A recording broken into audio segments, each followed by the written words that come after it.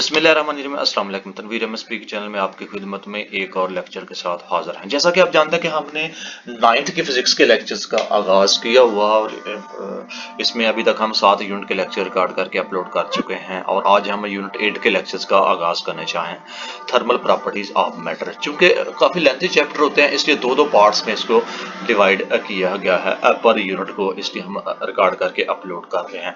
तो इससे पहले लेक्चर्स का बाकायदा आगाज़ करें, तमाम स्टूडेंट जो 9th और 10th के हैं उनसे गुजारिश है इस चैनल को सब्सक्राइब करने के बाद बेल आइकन को लाजमी क्लिक करें। अपने दोस्तों, अपने साथियों, अपने रिलेटिव्स को लाजमी शेयर कीजिए ताकि आने वाले दिन में और भी जो भी लेक्चर आपसे रिलेटेड होंगे उसका इंटीमेशन मिल सके और आप उससे मुस्तफीद हो सके। अपने पैसे बचाइए।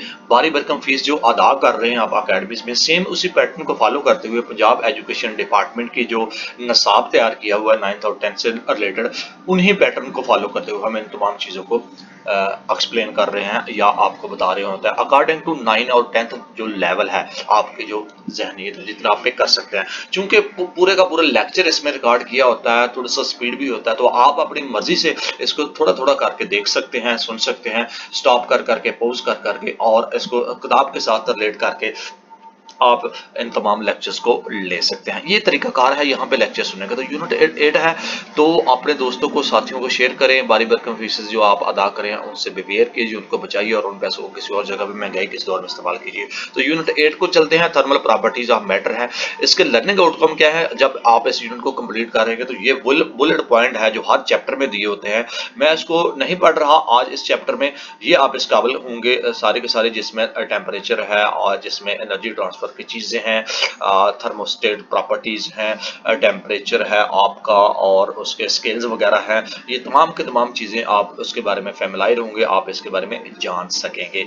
इसके साथ साथ इन्वेस्टिगेशन स्किल्स होते हैं, यानी कि आप में जो इसको रिसर्च करके तहकीक करने का जो एक तरीकाकार होता है, उसको लर्निंग जब सीखते हैं तो आप उसमें तमाम की तमाम जो वेपरेशन केसेस हैं इसके अकॉर्डिंगली जो थर्मल प्रॉपर्टीज ऑफ मैटर है उसको आप जान सकेंगे। साइंस और टेक्नोलॉजी और सोसाइटी के साथ आपने जो कनेक्शन है इसको पढ़ने के बाद वो आपने रिलेट करना होता है।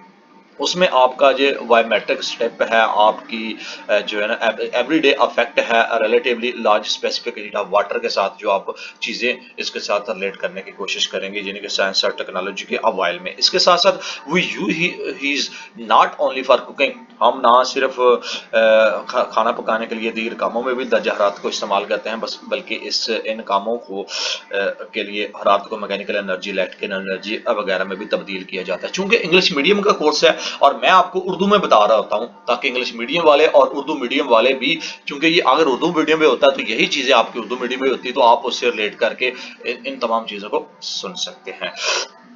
यहाँ पे ये सिर्फ यहाँ पे सूरत हाल ये मुमकिन ही नहीं कि हम हरारत की जो रियलिटी है उससे फेमिलायर हूँ, बल्कि फिजिक्स में एक अहम जो कंसेप्ट दिया जाता है कि लोग तरीके हर दौर में उसकी जो नेचर ऑफ एक्सप्लेनेशन है उसकी कोशिश कर रहे होते हैं और जो हीट का डिमॉन्स्ट्रेशन है उसका मतालिया, हरारत, टेम्परेचर और जो इंटरनल एनर्जी होती है उसकी इस्लाहात यानी कि उसकी रिफॉर्म्स की महतात तारीफ कर रहे होते हैं मकनातीसी कंटेक्स्ट में। इस यूनिट में हम हरारत, टेम्परेचर और टेम्परेचर की पैमाइश और मुख्तलिफ हरारती मज़ाहरे से मुतल्लिक़ तसव्वुरात की बहस भी करेंगे, यानी कि वेरियस थर्मल फोनेमिना को हम डिस्कस करेंगे इस यूनिट में। तो सबसे पहले है आपका 8.1 है टेम्परेचर एंड हीट। इसमें क्या होता है कि आप जब हम किसी भी चीज़ को छूते हैं तो हम उसे गर्म या ठंडा महसूस ठंडा महसूस करते हैं। जिस्म कितना गर्म ठंडा है उसका ताल्लुक जिस्म के टेम्परेचर से होता है। 10 temperature of body is the degree of A hotness और अ कोल्डनेस ऑफ द बॉडी। किसी जिस्म के गर्म या ठंडा होने की शिद्दत को हम टेम्परेचर कहते हैं। इसमें क्या होता है मजीद के कि जलती हुई मोमबत्ती का शोला गर्म होता है, उसका ज़्यादा टेम्परेचर जब होता है तो उसके बरक्स यानी कि बर्फ़ ठंडी हुई है और उसका टेम्परेचर कम होता है। हम किसी जिस्म को छू कर अंदाज़ा लगा सकते हैं वो कितना गर्म है या कितना ठंडा है। ये इन तमाम चीज़ों की एक्सप्लेनेशन है। हम इस तरह से किसी जिस्म के टेम्परेचर का अंदाज़ा लगाना काबिल भरोसा है। मज़ीद बरा हम किसी भी जिस्म को छोटा हमेशा महसूस नहीं होता। हमें जिस्म किसी चीज़ की ज़रूरत है वो है किसी जिस्म की गरमाइश या ठंड मालूम करने का एक काबिल भरोसा और काबिल अमल तरीका है। इसके साथ साथ to understand the concept of temperature, temperature के तसव्वुर को समझने की हमारे थर्मल कंटेक्ट यानी कि हरारती इत्तिसाल और थर्मल इक्विलिब्रियम की इस्लाहात को समझना कार आमद होगा। मौसम गर्मा में बर्फ को स्टोर करने के लिए कपड़े में लपेट लिया जाता है और उसे लकड़ी के बक्स या थर्मल फ्लास्क में रखा जाता है। इस तरह बर्फ का उसके गर्दोपेश से राब्ता कमजोर हो जाता है और बर्फ जल्द नहीं पिघलती। इस तरह जब हम गर्दोपेश से राब्ता कमजोर हो जाता है और बर्फ नहीं पिघलती, तो इस तरह हम गर्म चाय या गर्म पानी का प्याला कमरे में रखते हैं तो ये आस्ता आस्ता ठंडा होता चला जाता है। क्या ये ठंडा होने का अमल जारी रहता है? जैसे ही एशिया कमरे के दर्जा हरारत पर पहुंचती हैं, ठंडा होने का अमल रुक जाता है। बस टेम्परेचर हरारत के बहाव की सीमत का तयन करता है।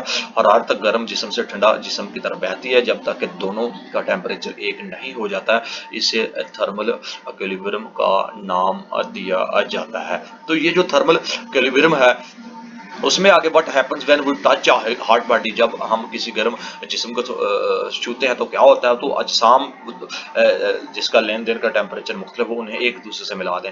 गर्म जिस्म का टेम्परेचर कम हो जाता है, इसकी एनर्जी में कमी वाक़ हो जाती है। ये एनर्जी निस्बतन कम टेम्परेचर पर ठंडा जिस्म जज्ब कर लेता है। ठंडा जिस्म एनर्जी जज्ब करता है और इसके टेम्परेचर में इजाफा हो जाता है। एनर्जी की मुंतकिली इस वक्त तक जारी रहती है जब तक दोनों अजसाम का टेम्परेचर यकसा नहीं होता है। एनर्जी की वो शक्ल जो एक जिस्म से दूसरे जिस्म में ट्रांसफर होती है, मुंतकिल होती है, हरारत कहलाती है। बस heat is the energy that is the transfer from one body to another.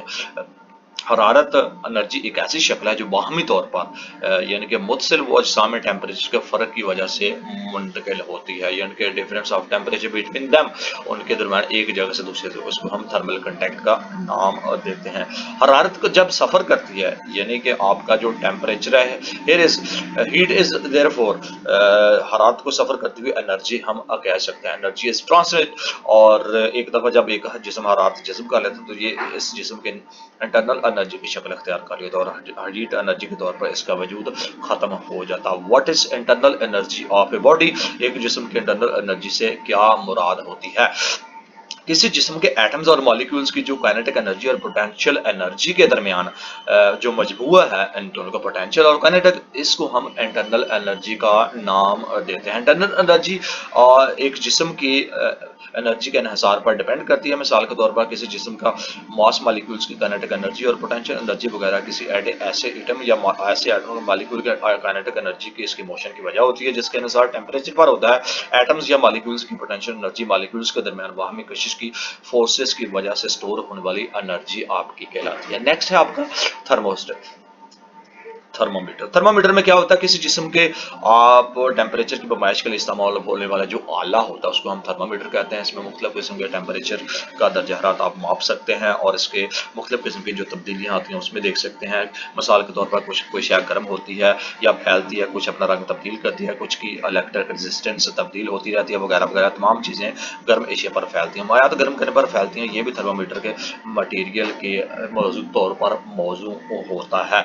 आमतौर पर इस्तेमाल होने वाली थर्मामीटर में मुनासिब माया शया को थर्मामीटर के मटीरियल के तौर पर इस्तेमाल ये बनाया जाता है। एक थर्मामीटर में इस्तेमाल होने वाले में माया मंदरजा खसूसियात का हामिल होना चाहिए। वो क्या चीज़ें होनी चाहिए उसमें माया को, इट शुड बी विजिबल, ये नजर आना चाहिए। नंबर 2, ये यकसा हरारती फैलाव रखता है। It should be freezing a point, it should भी, इसका फ्रीजर पॉइंट बहुत कम होता है, इसका बॉइलिंग पॉइंट ज़्यादा होता है, ये गिलास को गीला करने वाला होता है, ये हरारत का अच्छा कंडक्टर होता है, ये कम हरारत मखसूस मतलब रखने वाला होना चाहिए। तो ये आपके कुछ पॉइंट्स हैं जिसमें थर्मामीटर के आप मंदरजा चीज़ें इस्तेमाल करते हैं। लिक्विड इन ग्लास थर्मामीटर, गिलास में माया वाला थर्मामीटर क्या होता है और इसमें क्या चीज़ें होती हैं? गिलास में माया वाले थर्मामीटर में एक यकसा और बारीक सुराख वाली लंबी यानी कि कैपिलरी ट्यूब के सिर पर बल्ब होता है, जैसा कि शक्ल 8.4 में दिखाया गया है। ये वाला आप देखेंगे। थर्मामीटर के बल्ब में कोई मुनासिब माया भर दिया जाता है। जब बल्ब किसी जिस्म के साथ मस करता है तो इसमें मौजूद माया फैलता है और उसका लेवल ट्यूब के ऊपर चढ़ा जाता है। थर्मामीटर के गुलाब की ट्यूब मोटी होती है और सिलेंडर नुमा लेंस के तौर पर काम करती है। इसकी वजह ग्लास ट्यूब में माया का लेवल आसानी से देखा जा सकता है। तो ये आपकी शक्ल है, इससे हम देखते हैं। इसके साथ साथ जो मरकरी यानी कि जो फ्रीजर 39 डिग्री सेंटीग्रेड होता है, जो जिस पर जम जाता है 35 डिग्री सेंटीग्रेड पर खोलता है। ये ऊपर देखिए तमाम थर्मोमीटर खसूसियात रखता है और इसके लिए ग्लास में माया वाले जो आम थर्मामीटर में आम मरकजी मुनासिब तीन मायात में से है। एक गिलास में मरकरी वाले थर्मामीटर लेबॉर्ट्री अस्पताल और घरों में 10 डिग्री से -10 से 150 तक टेम्परेचर की फरमाइश करने के लिए वसी तौर पर इसको इस्तेमाल किया जा सकता है। ये जो आपके सामने मरकरी थर्मामीटर आपको दिखाया गया है। नेक्स्ट है आपका lower and upper fixed point. इसमें क्या होता है कि आप थर्मामीटर की ट्यूब पर एक स्केल कुनंदा कर दिया जाता है, यानी कि इसमें स्केल कुनंदा का इस स्केल पर दो फिक्स्ड पॉइंट्स होते हैं। लोअर फिक्स्ड पॉइंट थर्मामीटर में मरकरी की इस पोजीशन को ज़ाहिर करता है जिस पर बर्फ पिघलती है। इस तरह अपर फिक्स्ड पॉइंट थर्मामीटर में मरकरी की इस पोजीशन को ज़ाहिर करता है जिस पर आपका पानी खोलता है। नेक्स्ट आपका स्केल्स ऑफ टेम्परेचर। इसमें टेम्परेचर के स्केल क्या होते हैं? ऐसे निशानात जो थर्मामीटर पर लगे होते हैं, थर्मामीटर के बल्ब से उसको मस करते हैं जिसका टेम्परेचर इस पर चढ़ा जाता है। आमतौर पर टेम्परेचर के 3 स्केल होते हैं, यानी कि these are the 3 scales in the common temperature scale. तो उसमें है पहला का आपका जनाब सीरियस या सेंटीग्रेड स्केल, सेकंड है आपका फारेनहाइट स्केल, थर्ड है आपका केल्विन स्केल। ये 3 किस्म के स्केल्स होते हैं आम थर्मामीटर में। तो इसमें क्या होता है? सीरियस स्केल्स में सीरियस स्केल्स पर लोअर और अपर स्केल फिक्स के दरमियान फासला को 100 बराबर हिस्सों में तकसीम किया जाता है, जैसा कि शक्ल 8.5 ए में दिखाया गया है। और इसमें क्या होता है? ये वाली पहली है, ये सेकंड है, ये तीनों को अलग-अलग जो है ना डिफाइन किया गया। पहली में जो आपका 0 डिग्री सेंटीग्रेड पर जब अपर फिक्सर 100 सेंटीग्रेड पर कंधा कर दिया जाता है, फारेनहाइट स्केल पर दोनों फिक्सर पॉइंट्स के दरमियान वक्फा को 180 बराबर हिस्सों में तकसीम जाता है। सेकंड आपका जो होता है लोअर फिक्सर पर 32 फारेनहाइट डिग्री सेंटीग्रेड और अपर फिक्सर पॉइंट पर 212 फारेनहाइट पर कंधा कर दिया जाता है, जैसा कि शक्ल 8.5 में बी में दिखाया गया है। तो इस तरह इनका ये तरीका जाता है लिखा जाता है। तो सिस्टम इंटरनेशनल में टेम्परेचर का यूनिट केल्विन है और इस स्केल को केल्विन स्केल कहा जाता है, जैसा कि शक्ल 8.5 सी में दिखाया गया है। तो इसमें ये केल्विन स्केल है आपका, और ये फारेनहाइट स्केल है, और ये केल्विन स्केल है, और इन तमाम चीज़ों को आपको यहाँ पे दिखाया गया है। केल्विन स्केल में लोअर फिक्स्ड पॉइंट और अपर फिक्स्ड पॉइंट के जो आपका दरमियानी वक्फा होता है वह 100 बराबर हिस्सों में तकसीम किया जाता है। टेम्परेचर 1 डिग्री सेंटीग्रेड की तब्दीली 1 के की तब्दीली के बराबर होती है। स्केल पर लोअर फिक्स्ड पॉइंट 273 के है, जबकि अपर फिक्स्ड पॉइंट 373 के है। इस स्केल पर जीरो टेम्परेचर को अब 100 लेट जीबर कहा जाता है और ये -273 डिग्री सेंटीग्रेड के बराबर होता है। तो डियर स्टूडेंट, नेक्स्ट आपका टेम्परेचर स्केल की बाहमी तब्दीली, यानी कि conversion of temperature from the scale into the other temperature scale. उसमें क्या होता है? सबसे पहले from Celsius to Kelvin scale. इसमें केल्विन स्केल पर टेम्परेचर जो टी मालूम करने के सेल्सियस स्केल पर दिए गए टेम्परेचर 273 में इसका इजाफा कर दिया जाता है। बस टी जो है ना केस कांस्टेंट है इज इक्वल टू 273 प्लस सी। आपने पहली मसवा 8.1 यहाँ पे दी गई है, आगे एग्जाम्पल है, और इसी मसवात को हमने आगे पुट करके उनकी वैल्यूज को पुट करके हमने प्रॉब्लम सॉल्व करनी है। जैसा कि केल्विन स्केल पर टेम्परेचर किया गया है, जबकि सेल्सियस स्केल पर टेम्परेचर 20 डिग्री सेंटीग्रेड है। तो आपने आपका केल्विन है जो 20 डिग्री है, टी है जो 273 जो आर प्लस सी कांस्टेंट है। तो T is equal to 273 plus C 293 आपका केल्विन आपका ये जो है ना आपका आंसर आएगा। नेक्स्ट है केल्विन से सेल्सियस स्केल में तब्दीली किस तरह की जाती है। सेल्सियस स्केल पर टेम्परेचर मालूम करने के केल्विन स्केल पर दिए गए टेम्परेचर 273 को उसका फर्क किया जाता है, यानी कि उसको माइनस किया जाता है। और इसमें क्या होता है कि जैसा आपका केल्विन जो है इक्वल टू टी के कांस्टेंट है -20 तो इस फार्मूला को इस मदद से ये जो आपको सामने दिया गया है इसको हम रिजॉल्व करके इसको देख सकते हैं, वैल्यूज को पुट करेंगे और आपका फार्मूला लगाएंगे तो आपका केल्विन टू सेल्सियस स्केल में जो इसका कन्वर्जन है वो आपके सामने उसका आंसर आ जाएगा। नेक्स्ट आपका फ्रॉम सेल्सियस टू आपका फारेनहाइट स्केल में क्या होता है। चूंकि सिलेबस सेल्सियस स्केल पर 100 दर्जे का फारेनहाइट स्केल पर 180 दर्जों के बराबर होता है, इसलिए सेल्सियस स्केल पर हर दर्जा फारेनहाइट स्केल पर 1.8 दर्जों के बराबर होता है। अलावा इसके सेल्सियस स्केल पर 0 डिग्री सेंटीग्रेड फारेनहाइट स्केल पर 32 फारेनहाइट के बराबर होता है। बस F is equal to 1.8C plus 32 जो है ना 8.3। Here F is the temperature on Fahrenheit scale and C is the temperature on a Celsius scale। ये आपका जो है ना इसका यहाँ पे यहाँ F जो फारेनहाइट स्केल है और पर टेम्परेचर है और C जो है सेल्सियस स्केल पर टेम्परेचर आपको शो करवा रहा है। और इसी चीज़ को इसी फार्मूला 8.3 को ये आपको कुछ वैल्यूज दी हैं, पुट करके इसकी जो इसको सोल्यूशन कर सकते हैं इस प्रॉब्लम्स को, और इसकी वैल्यू आपको सामने जो आएगी 150 डिग्री सेंटीग्रेड जो सेली स्केल पर, और फारेनहाइट स्केल पर 122 आपका जो है ना वो फारेनहाइट स्केल यहाँ पे शो कर रहा होगा इसके आंसर्स में। नेक्स्ट आपका फारेनहाइट स्केल से जो सेली स्केल में तब्दीली है वो किस तरह होती है, उसमें हम 8.3 जो आपको यहाँ पे जो शक्ल दी गई है उसको अब देखेंगे तो मसबात 8.3 की मदद से हम फारेनहाइट स्केल से आप सेली स्केल में टेम्परेचर मालूम कर सकते हैं। जो हमने 8.3 वहाँ पे जो फार्मूला बनाया तो वो क्या है, यहाँ पे आपको दिया गया है फारेनहाइट स्केल 100 टेम्परेचर को सेल्सियस स्केल में तब्दील कर दिया गया जाता है। F is equal to 100 Fahrenheit scale, और हम जानते हैं कि 1.8 C is equal to F minus 32, तो C is equal to 68 over 1.8, और इसके अलावा 1.8 C जो होता है 100 माइनस 32 जब होगा तो 100 Fahrenheit scale is equal to 30 degree centigrade जो आपका यहाँ पे आपको दिखाया जाएगा, यानी कि शो किया जाएगा यहाँ पे जो आपका आंसर आएगा। नेक्स्ट आपका specific heat capacity. Specific heat capacity में क्या होगा, मखसूस हरारती गुंजाइश जब होगी तो आमतौर पर जब एक जिस्म गर्म पर उसका टेम्परेचर बढ़ता है तो उस जिस्म के टेम्परेचर में होने वाला जो एडिशन है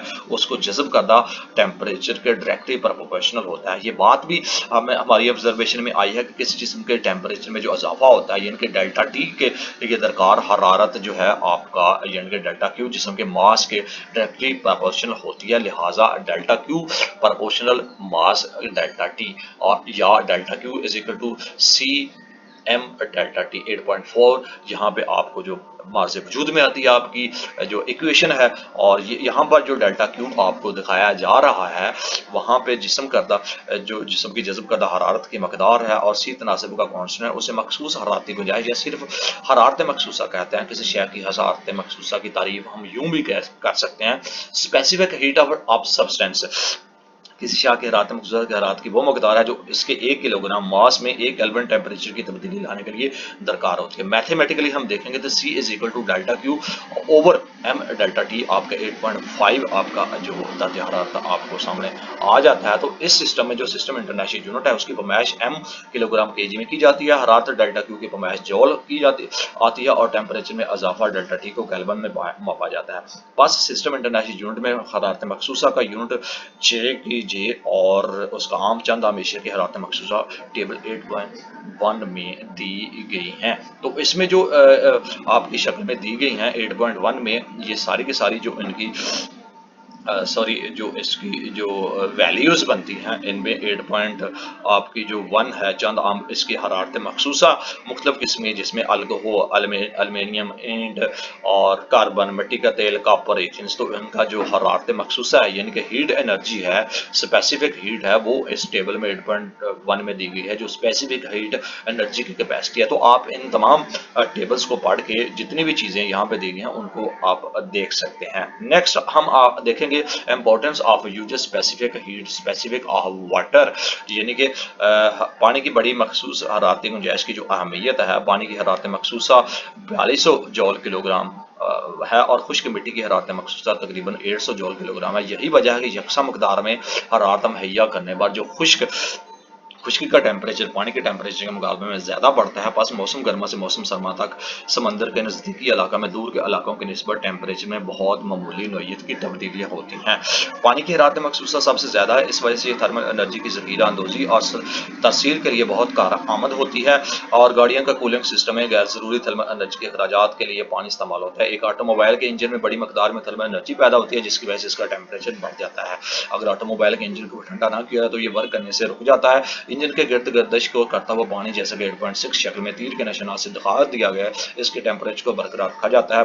पानी इंजन की गैर जरूरी थर्मल एनर्जी को जज़ब कर लेता है और रेडिएटर के जरिए खारिज कर देता है। सेंट्रल जो हीटिंग सिस्टम है इसमें जो आपको जैसा कि शक्ल 8.7 में दिखाया गया है 8.6 ये हमने आपको एक्सप्लेन करके इसके बारे में बताया, और 8.7 जो है आप ये नीचे आप देखेंगे तो इसमें जो 7 में जो दिखाया गया है इसमें थर्मल एनर्जी को पाइपों के जरिए बॉयलर से रेडिएटर के लिए गर्म पानी इस्तेमाल होता है। ये रेडिएटर घरों के अंदर मुनासिब जगहों पर लगाए जा सकते हैं। 8.6 में है और ये 8.7 है। ये कूलिंग सिस्टम इन ऑटोमोबाइल में है कि किस तरह उनका जो है ना पानी इसमें गर्म किया जाता है और इसके टेम्परेचर को बरकरार रखा जाता है और पानी इंजन की गैर जरूरी थर्मल एनर्जी को कैसे जज्ब करता है और रेडिएटर के जरिए कैसे उनको खारिज करता है। आगे जो है ना एग्जाम्पल दी गई है 8.5 एक बर्तन में मौजूद 2.5 लीटर पानी है और उसका टेम्परेचर 20 डिग्री सेंटीग्रेड। पानी को उबालने के लिए हरारत की जो मकदार है वो कितनी होगी, जो वैल्यूज़ दी गई हैं उनको अलहदा देखेंगे। Volume of water, mass of water m है, और density of water is 1000 kilogram जो होती है या 1 kg पर जॉल, तो उसमें स्पेसिफिक हीट एनर्जी 4200 है।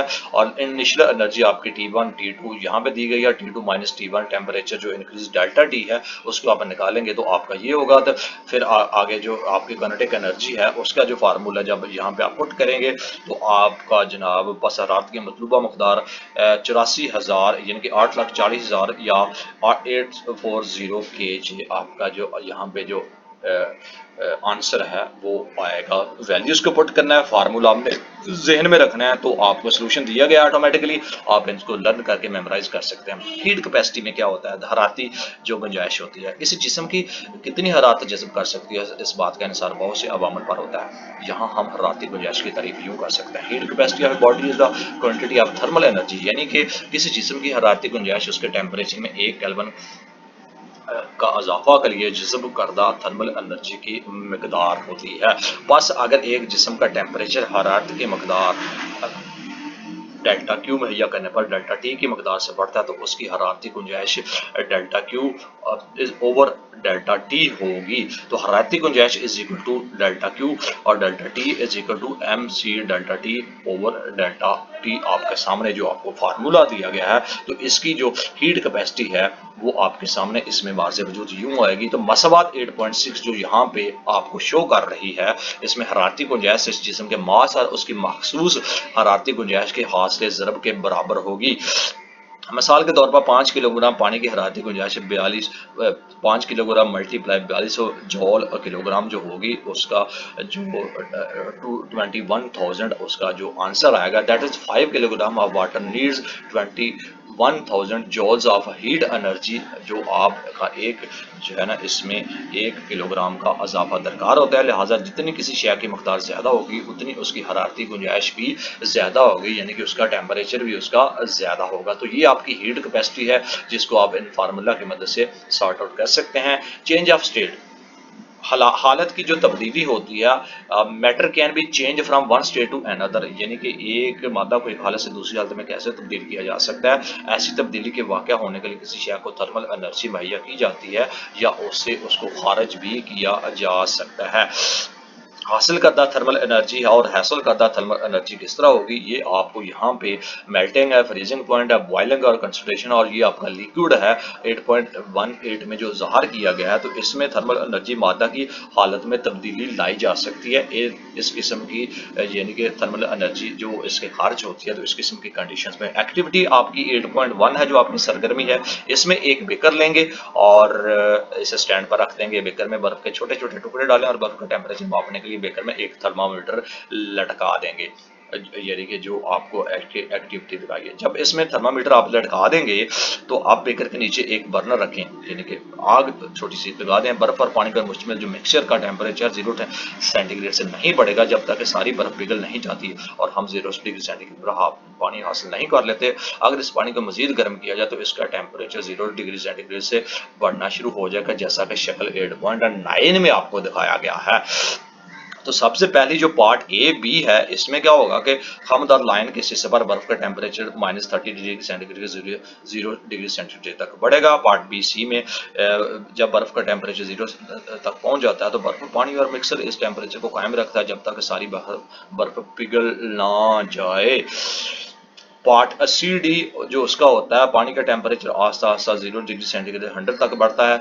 एनर्जी की मुहैया की गई मकदार पानी का टेम्परेचर बढ़ाने में इस्तेमाल होती है। पार्ट डी ई जो होती है, 100 डिग्री सेंटीग्रेड पर पानी खोलना शुरू होता है और भाप में तब्दील हो जाता है। यहाँ टेम्परेचर पर जो 100 पर कायम रहता है डिग्री सेंटीग्रेड पर, ताकि हत्ता सारा पानी इसको भाप में तब्दील किया जाता है। तो ये आपकी 8.1 एक्टिविटी है जिसके ज़रिए आप जो है ना वो आपकी जो हरारत की गुंजाइश है, हरारत की चेंज ऑफ हीट है, उसको आप तब्दीली के मुख्तलिफ मराहल में देख सकते हैं कि इनकी एक्टिविटीज़ में क्या चीज़ें परफॉर्मेंस होती हैं, उनकी फंक्शनैलिटी क्या होती है। स्लैंट हीट ऑफ फ्यूज़न, यानी कि पिघलाव की जो मख्फी हरारत है, फ्यूज़न है, वो किस तरह होगी जब किसी ठोस शय की हरारत मुहैया करके पाया हालत में तब्दील किया जाता है, तो इस अमल को हम मेल्टिंग या फ्यूज़न कहा जाता है। जिस टेम्परेचर पर कोई शय ठोस शय से पिघलना शुरू होती है उसे मेल्टिंग पॉइंट कहा जाता है। इसके बरक्स जब माया को ठंडा किया जाता है तो ये ठोस हालत में उसको हम चेंज कर लेते हैं, तब्दील हो जाती है। जिस टेम्परेचर पर कोई शैब माया हालत से ठोस हालत में तब्दील हो जाती है वो इस का फ्रीजिंग पॉइंट कहलाता है। मुख्तलिफ एशिया के मेल्टिंग पॉइंट मुख्तलिफ होती हैं, ताहम किसी शय का फ्रीजिंग पॉइंट वही होता है जो इसका मेल्टिंग पॉइंट होता है। किसी शय के यूनिट मास को इसका टेम्परेचर तब्दील किए बगैर इसके मेल्टिंग पॉइंट पर ठोस से माया हालत में तब्दील करने के लिए दरकार जो थर्मल एनर्जी होती है उसके पगलाव की मख्फी हरारत उसको कहा जाता है। It is noted by H1 HF, यानी कि HF is equal to delta RQ over by M, और अगर आप इसको डेल्टा क्यू को यहाँ पे मिलाएंगे तो आपका MHF आपका 8.7 आपकी जो इक्वेशन है वो यहाँ पे आपकी बनेगी। तो इसमें क्या होगा कि बर्फ जो है यानी कि आइस जो है वो 0 डिग्री सेंटीग्रेड पर पानी में तब्दील होना शुरू हो जाती है। बर्फ की पिघलाव की जो मुख्फी हरारत है यानी कि हीट ऑफ फ्यूजन है उसमें 3.36 मल्टीप्लाई 10 जूल किलोग्राम आइस है, यानी कि 0 डिग्री सेंटीग्रेड पर 1 kg बर्फ को पिघलाने के लिए आपका 3.36 मल्टीप्लाई 10 जूल आपका हरारत दरकार होगी। तो ये चीज़ें आपके सामने होगी, ये मसबात होगी। एक्सपेरिमेंट हम इसमें करेंगे और अगर प्रॉब्लम्स होगी तो इसी फार्मूला को पुट करके उनकी वैल्यूज़ को सॉर्ट आउट करना पड़ेगा।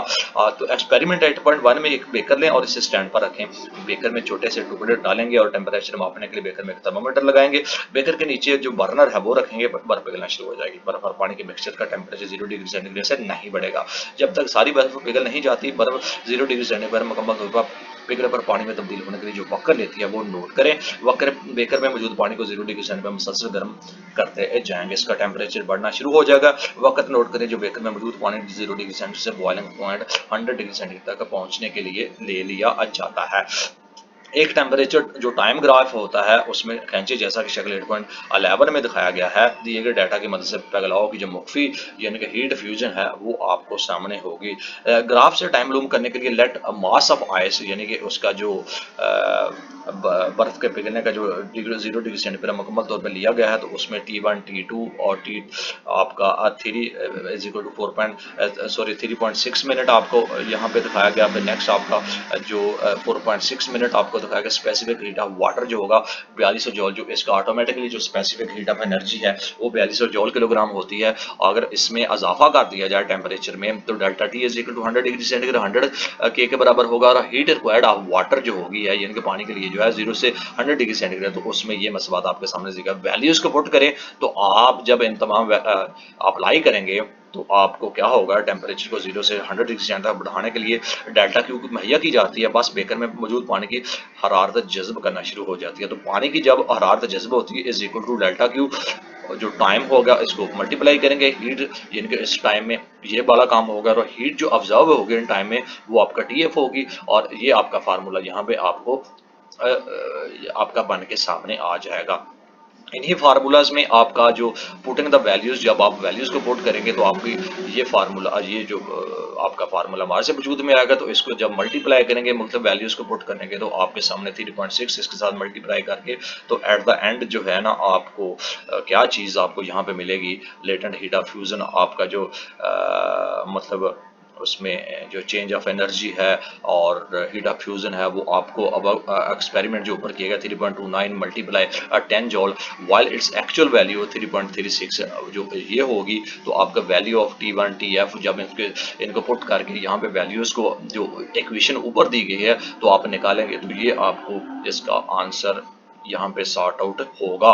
तो इन आंसर्स को आप लेकर आप इन तमाम चीज़ों को देख सकते हैं। मंदरजा वाला तजर्बा से मालूम की गई पिघलाव की मुख्फी हरारत है यानी कि हीट ऑफ फ्यूजन है जिसमें 3.29 इसका मल्टीप्लाई 5 जिल उसकी, जबकि हकीकी कीमत है 3.36 उसकी ऑलरेडी जो दी गई है। और इस फार्मूला की इक्वेशंस की मदद से जो आपको वैल्यूज दी गई है ये आपको यहाँ पे दिखाई गई। तो डियर स्टूडेंट ये था आपका जो है ना यूनिट 8 के लेक्चर्स का पार्ट 1 जिसमें हमने टेम्परेचर के बारे में जो आपका थर्मल हीट ऑफ एनर्जी है उसके बारे में बहुत सी चीज़ों को डिस्कस किया, जिसमें हम जो है ना इसमें आप बदलाव की यानी कि हीट ऑफ फ्यूजन को डिस्कस किया। इसके साथ साथ बहुत से हालत की चेंज ऑफ स्टेट है उसके बारे में हमने डिस्कस किया।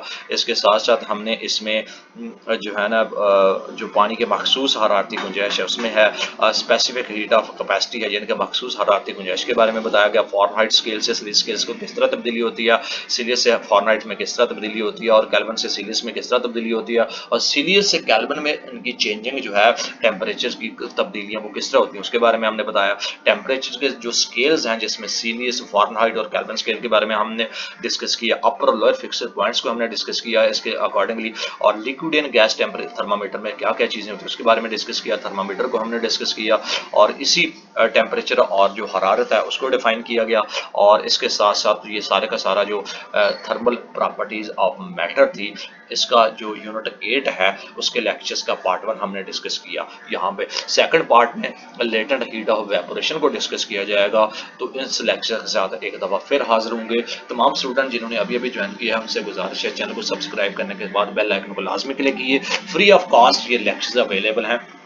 बाकी जो यूनिवर्सिटी सॉरी अकेडमीज हैं जो प्राइवेट है उनसे आप छुटकारा हासिल कर सकते हैं और वो अपने पैसे बचा सकते हैं लेक्चर्स को अटेंड करने के बाद। तो घर में बैठ के आपके पास एंड्रॉयड फ़ोन होना चाहिए, लैपटॉप होना चाहिए, इंटरनेट कनेक्शन होगा। तो स्टेप बाय स्टेप अपनी जहन के मुताबिक इन लेक्चर्स को स्टॉप बाय स्टॉप पॉज करके, चूँकि ये डिटेल में सारी की सारी चीज़ दिखा दी है, आपका जो लेवल है थोड़ी सी स्पीड तेज़ ज़रूर होगी बट आप स्टेप बाय स्टेप इनको देखेंगे, सीखेंगे। चूँकि जब हम रिदम में होते हैं तो स्पीड को कंट्रोल करना बहुत मुश्किल हो जाता है। तमाम चीज़ें जो आ रही होती हैं सामने उनको हम एक्सप्लेन कर रहे होते हैं। तो इसके लिए आपने स्टेप बाय स्टेप चीज़ों को सीखने के लिए खुद पॉज कर करके इनको देखना है। इसके साथ हमें दीजिएगा इजाज़त। बेल आइकन को लाजमी क्लिक कीजिए ताकि तमाम के तमाम इंटीमेशन आपको मिल सके तो आप आने वाले लेक्चर से मुस्तफ़ीद हो सके। सेकंड लेक्चर के साथ, सेकंड पार्ट के साथ heat energy thermal heat of energy के साथ यानी कि थर्मल प्रॉपर्टीज ऑफ मैटर के साथ फिर हाजिर होंगे। अल्लाह हाफिज़।